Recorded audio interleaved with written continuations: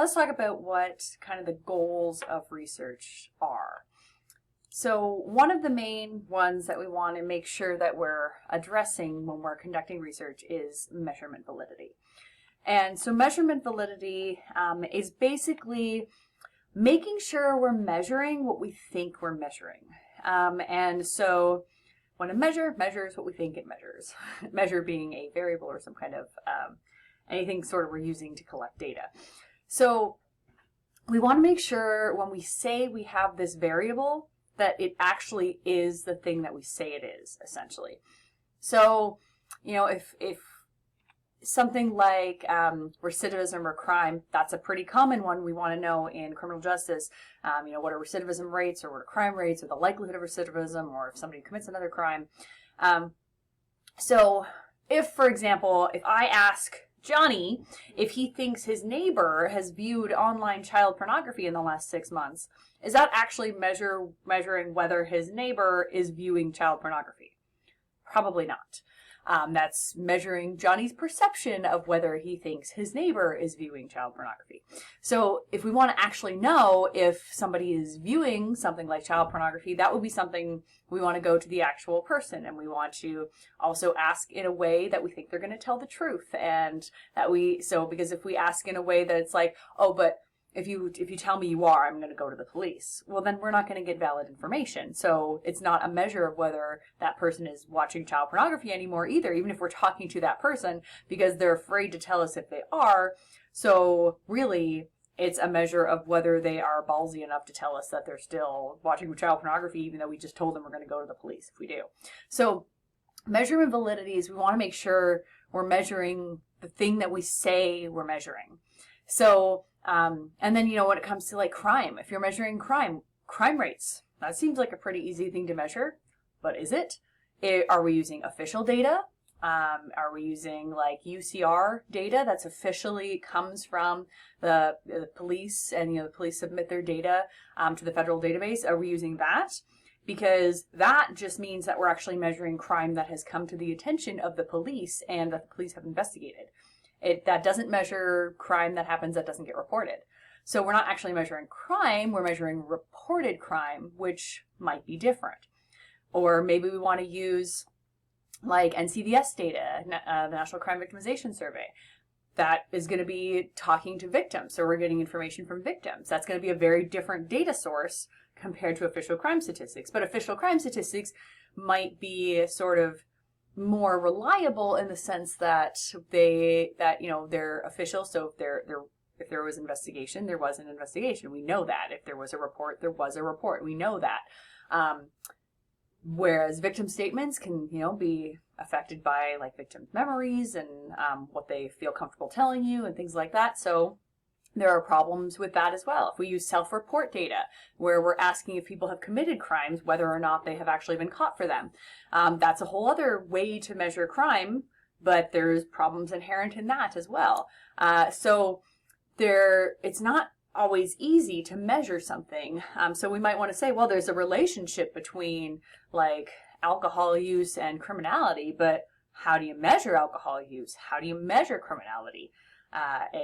They're not necessarily, I mean, alcohol use, are you saying, well, do you ever use alcohol? Is it drinking to excess? Is it certain types of alcohol? Is beer okay? But if you use hard alcohol, then that becomes problematic. And so when you start trying to figure out how you're actually going to measure the thing you're measuring, it's not always as simple as it seems. Take something like anger. How do you measure something like anger, or even, you know, somebody's propensity for getting angry? Do you watch them to see if they fight with their coworkers? Do you try to pick a fight with them in, you know, our lab coats with our clipboards and everything, you know, poke them in the chest and see how they respond? Do we ask if they get angry easily, or are they going to tell us if they do? Do we give them 100 balloons and see how many they pop? Like, how do we want to measure anger? It's not that simple. So measurement validity is how we make sure that we're measuring what we say it is we're actually measuring. And there's a lot of ways to kind of address this and to test this. But really, it's all about making sure we can say that if, yeah, I'm measuring anger, that you are actually tapping into at least one element of anger, and that you actually are measuring what you think you're measuring. So then another research goal is generalizability. So generalizability is about making sure that something that we find in our study using our data, so using the information that we have available to us, if we draw a conclusion from that, we want to make sure that that holds true for other populations. So so we want to make sure it holds true for, the population that we got the sample from. So if I'm testing, say, students on a campus, well, I'm not going to talk to every student on the campus, but I might talk to a subset of those students, and then I want to be able to generalize to the larger student body. That's kind of, that I would hope that whatever I find in my sample is true for the larger group. Otherwise, I could only talk about these specific students, in which case that's not very helpful. So I want to make sure that the information I'm gathering is actually useful to be able to say, well, this is very likely true for similar groups on a larger scale.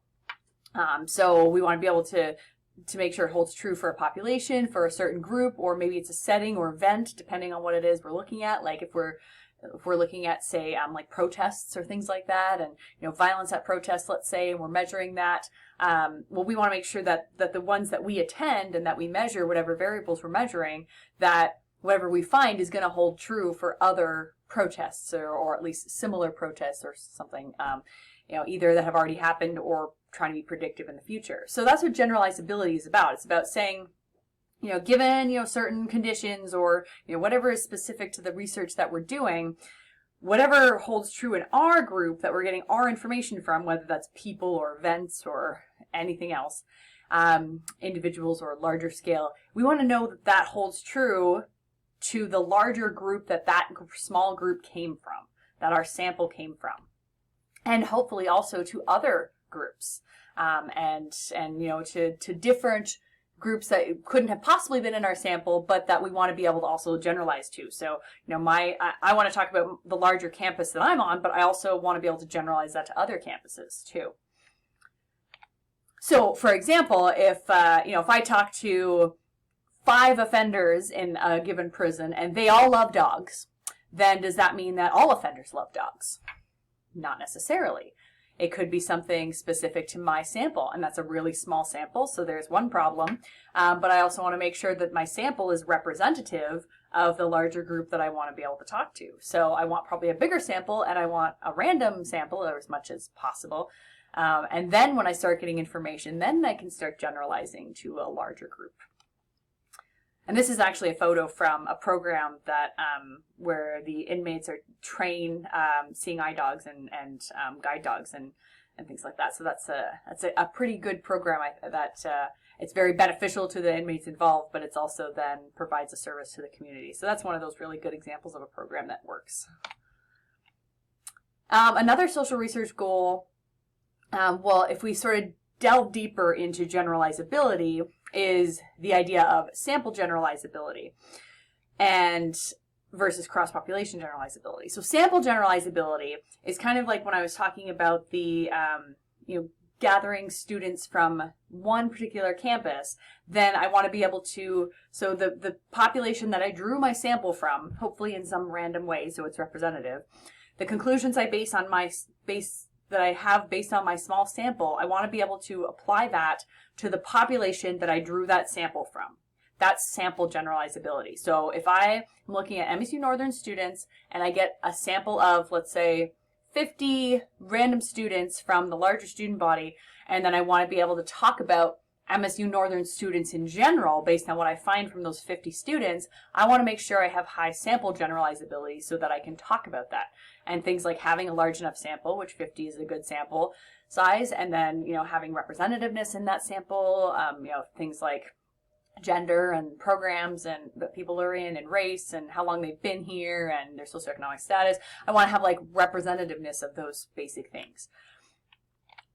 And then cross-population generalizability, which is also known as external validity, it's about when I take that group and then I want to apply it to other similar groups. So that would be, I take my sample of students and I want to be able to talk about other campuses. I want to be able to say, well, my students were all MSU Northern students, but I want to be able to say that what I found with my students probably holds true with, say, other, maybe all, other smaller universities, or, other universities in Montana, or maybe other universities in rural areas, or something like that, where there's something similar about them, but they couldn't have possibly been in my sample because they're from a different place. So cross-population generalizability is about taking what you found in your sample and applying it to a different but similar population that couldn't have possibly had a chance to be in your sample. So then causal validity is another thing we want to think about when we're conducting research, and this is also known as internal validity. So it's kind of the opposite of external validity. So we're not worried about the generalizability and generalizing it outside of our what we're doing. Where this internal validity is about making sure everything we're doing in our study itself is valid. So how correct are we when we say X causes Y? Because that's something that we often want to say. We want to be able to say that, when this happens, then this other thing happens. And that's what a lot of research is trying to do. Not all research can, and that's not necessarily the goal of all research, but if you're trying to talk about causality, you have to really be sure you have this causal validity. So is there actually a causal relationship? What if it's just correlational? And so, as X goes up, Y goes up, but it's not causal. It's just, maybe there is something else going on and it's a spurious relationship. And so a spurious relationship would mean there's some other thing happening that's affecting both of these variables in a predictable way so that they have a correlational relationship, but it's not that one is causing the other, but they're both being affected by some other variable. So, for example, well, everybody who went to the moon has eaten chicken. Good grief, chicken makes you go to the moon. Well, no, we know that eating chicken doesn't cause you to go to the moon. But if we only looked at that information, we might think that that's true, but that's very low causal validity. And so anytime you have a spurious relationship like that, that means that there's no direct causal connection between your initial two variables. So for example, we look at something like, well, ice cream sales go up when drowning goes up. But that doesn't mean that ice cream causes drowning or ice cream sales cause drowning. It's that in the summertime, people eat more ice cream and people swim more. So they're both caused by some third variable being weather or heat or summer or whatever you want to call it. But it's affecting both of them and making them both go up at around the same time and in a predictable way. That would be a spurious relationship. So we want to avoid those if we want to talk about causality. And then authenticity. So authenticity is basically asking, well, are we being true to our participants? So does our understanding of the information or the setting that we're investigating, does it actually reflect the perspectives of the people who we got the information from? So we have to recognize that the world changes depending on who's looking. So if I'm examining some kind of social phenomenon and I'm seeing it from, I'm looking at it from my own viewpoints and everybody has biases. So we're all biased in some way. And so if I'm looking at it from my perspective, I might not get the true experience of people if they're coming at it from a different perspective. And if they're the participants, if they're the ones I'm getting the information from, I'm not being true to them if I'm putting my own biases over everything that I see. So we have to sort of very intentionally step back from our own biases and try to see what the person who's telling us this information, whether we're observing them or we have an interview or whatever the case may be, we want that information that was coming from them to be presented by us in an authentic way. We don't want to put our own rose-colored glasses over it. We don't want to change it to make it fit whatever we already want to see. We have to be authentic to the information that we're getting from our participants, because the world is not the same to everybody. And so if we want to really present a true version of what we're researching, we have to be authentic to our participants. And so that's why I finished with this nice little, well, not sure if I caught her looking at me or she caught me looking at her, because it changes and the world changes depending on who's looking.